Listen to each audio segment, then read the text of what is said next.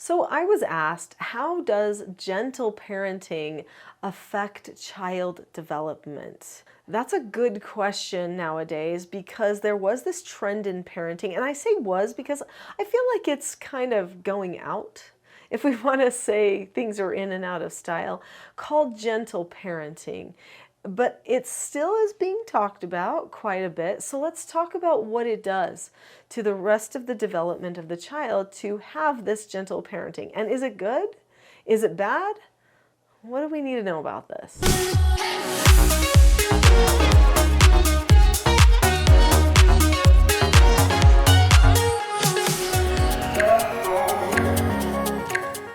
I have videos on this channel that have the term gentle parenting in the title, and there's a reason I did that. So even though teaching self-government, which is what this channel is dedicated to, is not under the category of gentle parenting, what I always said in those videos was this is actual gentle parenting because it's not very gentle to get some of the results that actually comes from gentle parenting.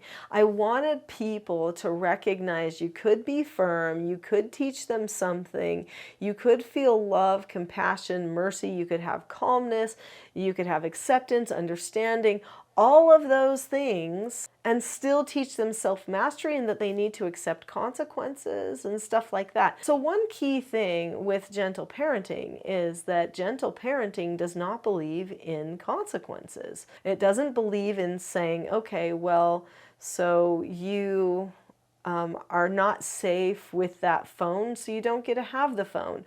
Or it doesn't believe that you should say, okay, well, you didn't follow instructions to, do your after dinner chore. So now not only will you do that, but you will need to do another chore. It's very permissive.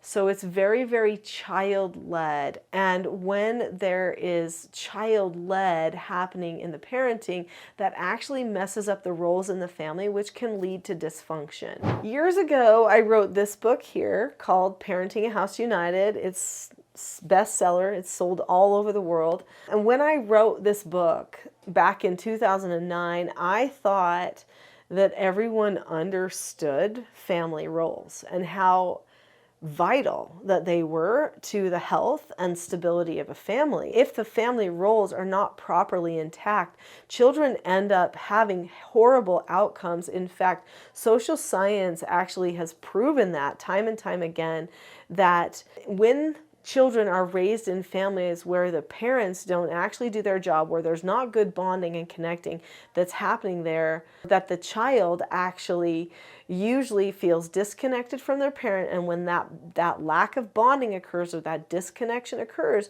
then what happens is the child ends up having worse grades, they have bad social problems, they usually are involved in more risky behaviors, they end up oftentimes not having good relationships in their future because they are broken and fall apart, they don't know how to solve problems. Roles are huge, okay? They're huge, and we have to maintain them, otherwise it all falls apart. So I thought that people understood that with Parenting a House United. They didn't, so then I ended up having to write Peekaboo, this other book called Roles, The Secret to Family Business and Social Success. And it was an instant bestseller, I think because the word roles almost seems a little provocative to people, like, what? You're going to assign roles in a family? It's not assigning anybody roles. It just talks about the self-evident roles that exist, okay? There's a lot of self-evident truths in our family roles. Those things need to be acknowledged, and when you acknowledge them as a group, everything changes for the better.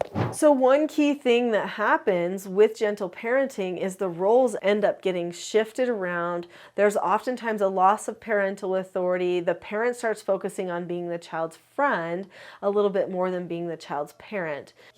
It's okay for a child to disapprove of something that you did with your parenting.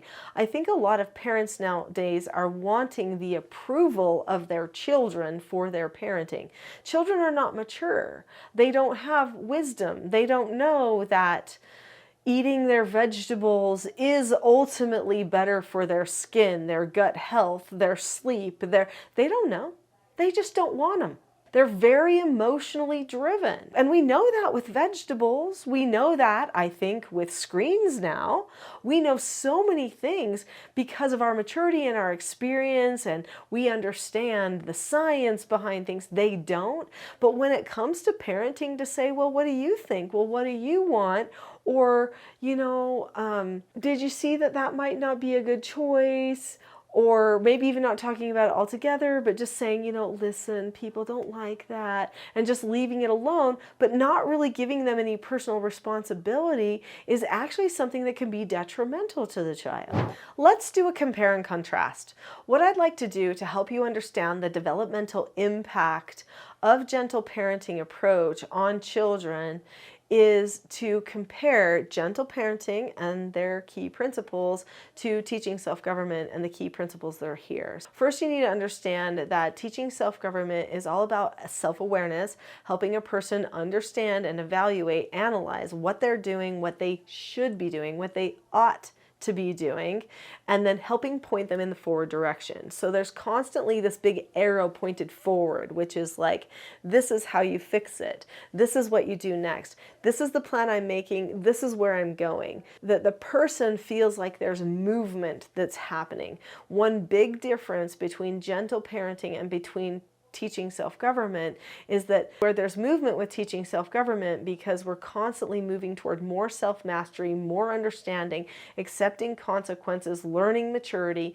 With gentle parenting, there's this feeling of kind of like getting stuck, and it's very passive, where teaching self-government is incredibly active, it's assertive, it's like, I'm in control, I can do a lot here. Gentle parenting is like, what happened to me? And it kind of makes me like a victim of my circumstances. Teaching self-government is empowering because the person sees what happens, they honestly analyze it, they take their own responsibility instead of just talking about what happened to them or how they're feeling, which is what happens in gentle parenting. They are taking personal responsibility and saying, this is what's going on with me. This is what I did, and this is what I can change. And so they're looking at skill sets saying, you know what? I didn't have a calm face, voice, and body. I didn't disagree appropriately with that person. Am I seeking to understand that person? Is this something I should just drop the subject? They have things that they can use to solve their problems, where in gentle parenting, there's this lack of ability to solve problems when a person is having a hard time with something. Both gentle parenting and teaching self-government reject harsh punishment. Nobody needs to be yelled at, hit, spanked, whatever. It's not necessary. Both gentle parenting and teaching self-government focus on having good, solid relationships. That's good. Both gentle parenting and teaching self-government teach emotional awareness. They both teach self-regulation, meaning like you need to learn to get yourself calm and regulated. So that's a good thing. Both gentle parenting and teaching self-government encourage parents to stay calm.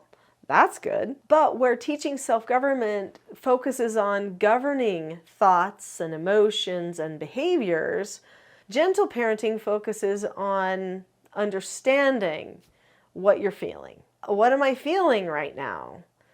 And what does that make me feel in my body? What does that make me feel in my head? And so focusing on that feeling that they're having. So with teaching self-government, we say, okay, well, this might be what we're feeling. That's frustration right there. What do we do with it? What is our plan for how to handle the frustration? And we move forward from that instead of just spending the time on the sensation of the feeling that the person is having. In teaching self-government, a child learns to accept consequences and take personal responsibilities. In gentle parenting, the focus is being heard and receiving validation. Validation is a dangerous one, okay? Because if you're just validated, if you're just affirmed in everything, then there's a problem. So you can say, yes, I understand that's frustrating. What do we do with that? How do we move forward? But if we just spend time stroking their hair saying, oh yes, you've been mistreated. Oh yes, they bullied you. They were a bad person. We're actually creating a victim. So developmentally, we could be training children with the gentle parenting approach to actually feel like they're victims. One of the biggest things is the disempowerment empowerment that seems to be the result with a lot of the gentle parenting techniques that are out there. It's much more empowering to say, okay, here's the skills that I know we should be using. So then when a situation occurs, we can say, did we use our skill? What skill should we use? Did they use their skill? What skill should they use? How can we fix this? Well, now we know the pieces because we know the skills. We can put it together and do something with it. We can actually measure what's going on. I think in gentle parenting, there's an attempt to do measuring on feelings and stuff like that. And that's why there's this focus on validation. However, it sort of gets stuck there. There's a feeling of being stuck, and that's a problem that a lot of people are noticing with the gentle parenting, and this is why I think they're really just leaving it. In gentle parenting, there really is a focus on trying to figure out what emotion might be driving the behavior, or there is a feeling of like, is there some sort of need that needs to be met that's like an unmet need? You know, maybe they haven't had a hug today, so they're going out of control because they need a hug today. But the problem is that this trains children to, anytime they want a hug, go out of control. That's not a good way to solve their problem. If they need a hug, they should go up to somebody and say, can I have a hug? Or if somebody's busy, they should disagree appropriately, which is a teaching self-government skill, and say, hey, Mom, can I disagree appropriately with you about something? And they would say, yeah, sure. And they'd say, Mom, I understand that you're cooking dinner right now and that you're really busy, but I haven't had a hug today from you and I would really like a hug. Could I have one? And then Mom is going to be like, oh yeah, sure. I mean, who would not respond well to that, right? You'd have to be in a very selfish place as an adult not to respond to that. Now, obviously, if a person is going out of control, like let's talk about toddlers. Teaching self-government parents have reported to me that when they're using the trigger spot, which we call a calm down spot for toddlers, when they're dysregulated, that sometimes the toddler will be like, oh, I just need a hug, hug me, hug me. And actually, so then when the parents give into that and they hug at that time when the child's going completely out of control, then the child starts to use it as a strategy to not have to take personal responsibility. So this is one of the developmental effects, which would be a very bad child development effect from gentle parenting, is maybe because we're always looking for some unmet need somewhere, the person doesn't ever learn to just take responsibility. And you know what? Sometimes your needs don't get met. I mean, that's a regular life, okay? Sometimes you wish all your needs could get met, but they don't, because life has hardships. And maybe that's one of the unspoken messages of gentle parenting, is that there should be no hardships. Let's find the hardship and fix it for the person. Well, that's not reality.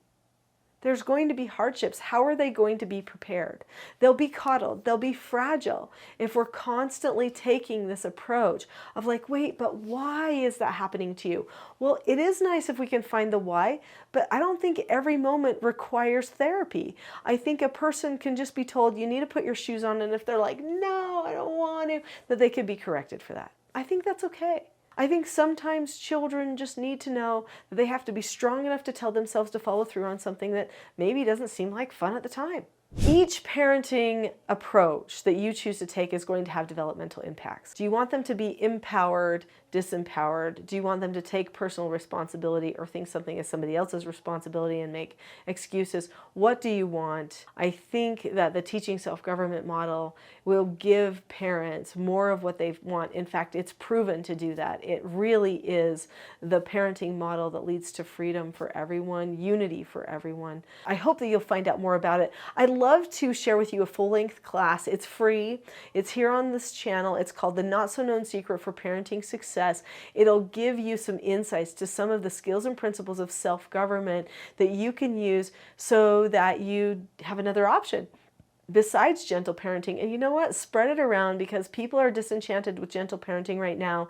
They need something new, something that will really help them meet their goals and help their children learn that they can choose happiness no matter what throughout their lives. So go to the video called The Not So Known Secret for Parenting Success next.